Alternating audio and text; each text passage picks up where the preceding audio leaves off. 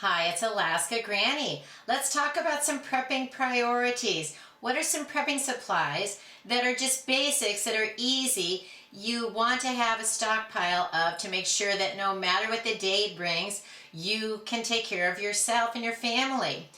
Years and decades and generations ago, people used to always have things on hand just in case.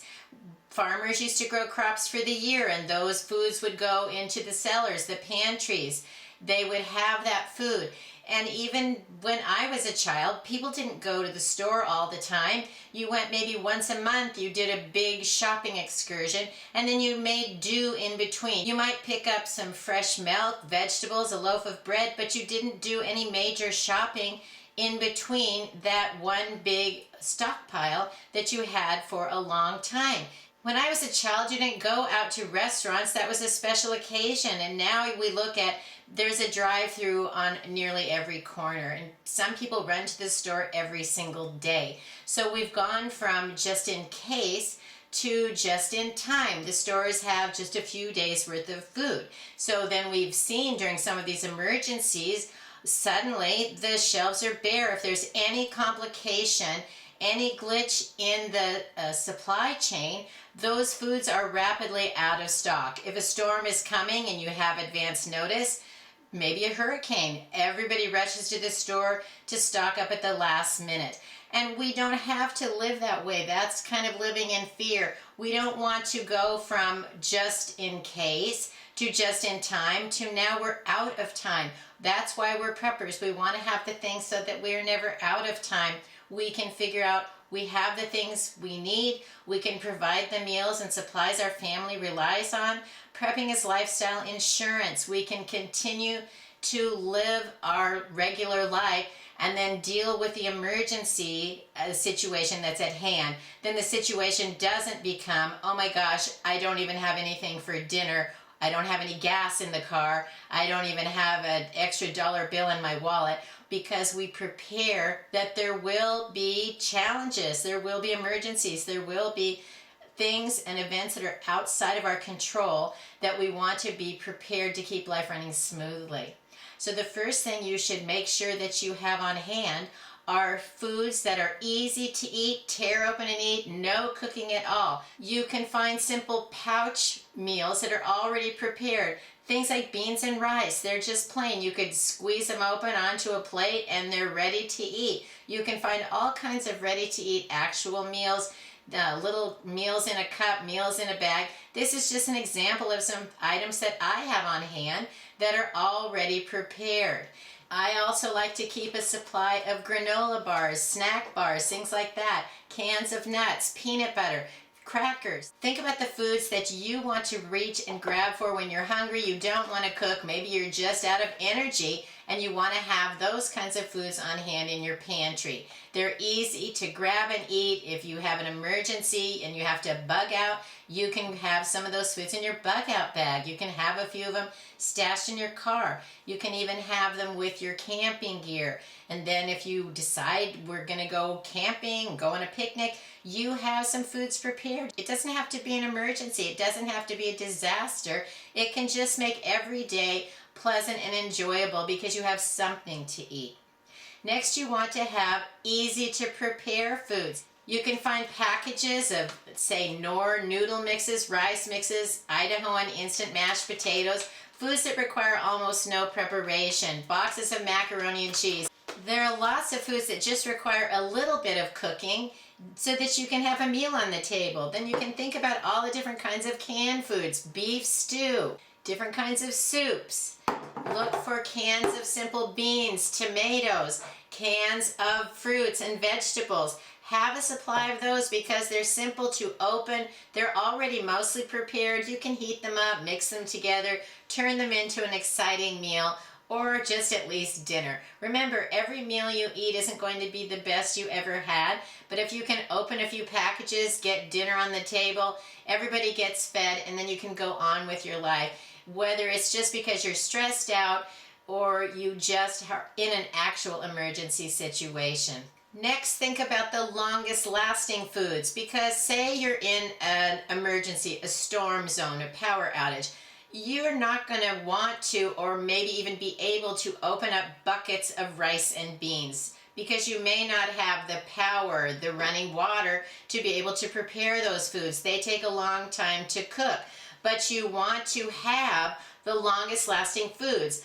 I have them in 5-gallon buckets, but I also like to store long-lasting foods, dried foods, in airtight containers. You can recycle containers that have only held food or they're food grade, and you can put things like rice, pasta, oatmeal, beans, even popcorn. Popcorn is a forever food, you know, so don't be afraid to include that, but it has to be stored airtight. You don't want your popcorn to dry out. Inside each kernel of popcorn, there's a little bit of moisture, and that's what, when you heat it up, the moisture expands and poof, that's what pops your popcorn. So you don't want to let it dry out. Something that I try to always do is keep my car full of gas. If I see it getting down to a half, I fill it up. And I was surprised at the prices that I find they're going down. I'm right now in Arizona, and this was the price of gas today in Arizona. I was surprised that I felt that this price of gas was inexpensive from what I have seen other places, but then I drove a few miles down the road and it was even less expensive than that. Leave it in the comments. What are you finding is the price of gas, and is it making you feel better about the economy, or are you still concerned about having the things you need in the future? It's always a challenge, especially when we have families and we're struggling with what the prices are of things. But I was pleasantly surprised that the price of gas has gone down for me, so that's an enjoyable find.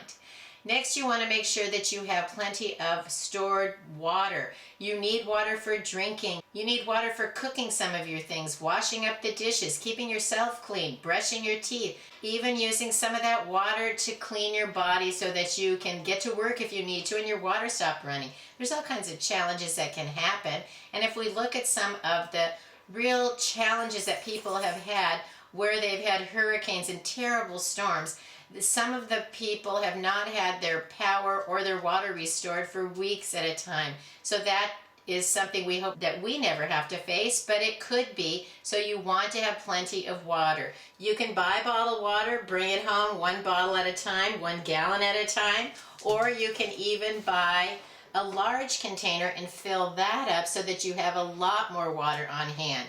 If you consider that every person in your family needs 2 gallons of water per person per day, try to figure out, how can I make sure that we have it? You don't have to buy containers. You can store water in some clean containers that you've rinsed out. Some of it can even be, say, a detergent container, because you need water for also cleaning and not just drinking. But if it's drinking water, be absolutely sure that you store it in a food safe, food grade water container that's never held chemicals, and then that you've cleaned it out to make sure that your water is safe. Then, you know, we can't store enough water to keep ourselves going forever. Figure out, where are there sources of water where you live? Where could you get some more? And then get a simple water filter, some kind of filtration system, so that if the water stops running and you can't get more, and then you have a way to simply clean the water and make it pure so that you can use it for drinking. That's going to keep you going in a lot of situations that we don't want to face those challenges, but we might. So let's make sure we're prepared to do that. Next, make sure you have a good first aid supply. You can buy a first aid kit. You can pick up items one at a time at the store, even at Dollar Tree. You can choose Band-Aids, gauze, tapes, all kinds of first aid supplies. Pick them up one thing at a time even, or $5 at a time, whatever fits your budget. Then also look at the over-the-counter medicines and remedies. What do you want to have for fever reducers, headache pains, pain management, cough syrups, all of the kind of over-the-counter medications that your family uses? Those are the things that you should have. If you take prescription medications, figure out how you can have a few extras on hand so that you have them, say, with your bug-out bag, so that if you had to leave your home in an emergency, you're going to have your necessary prescriptions with you. At least have a copy of what are the prescription drugs that you take with your bug out bag so that if you have to leave and you don't have your medication, you at least have a record of it, that someone at some pharmacy somewhere can help you get the necessary medications that you need. Plan for the hygiene supplies that you use. Shampoo, toothpaste, bars of soap, deodorant. What are the things that you use on a daily basis? And you might want to have one that you're using, one that's in storage. Then as you use up the one that's your daily use and you need to reach into your stockpile to get one to replace it, that's when you want to have a new one backup. So you want to have some to use, some to rotate, and then some to replace it. So make sure that you keep one always an extra on hand, because nobody wants to run out of toilet paper, toothpaste, none of those things. We want to always have ample supply of the things we count on having. If you have pets, make sure you have the extra food and supplies that they require. And if you have small children or people in your family that are on special diets or have special needs, take that into account. What are the things that your family needs? Let's make sure that we have the things we need just in case. We don't want to get down to the just in time, and we certainly don't want to be out of time and not have the things that we need. Let us know in the comments below, what are the other items that you think are must-haves that we should add to our stockpile, because we can't think of everything on our own and we can learn a lot from each other. I hope you'll like my video, share it, please subscribe to the Alaska Granny channel.